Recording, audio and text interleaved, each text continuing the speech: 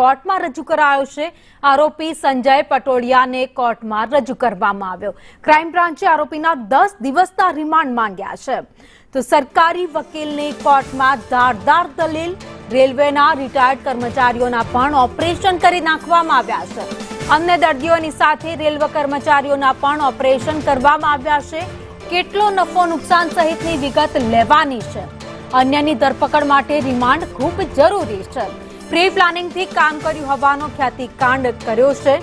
આરોપીનો શું રોલ હતો, અન્ય કેટલા આરોપી છે તેમાં સામેલ, તેની તપાસ કરાશે। પૂછપરછ કરવામાં આવે તેના માટે 10 દિવસના રિમાન્ડ માંગ્યા છે।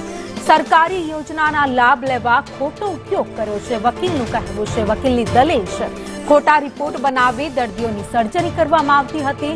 મેડિકલ રિપોર્ટની પૂછપરછ કરવી ખૂબ જ જરૂરી છે। બચાવ પક્ષના વકીલની કોર્ટમાં રજૂઆત। આરોપીઓની ધરપકડ થઈ રહી છે। તપાસમાં સહકાર આપી રહ્યા છે। રિમાન્ડની જરૂર નથી।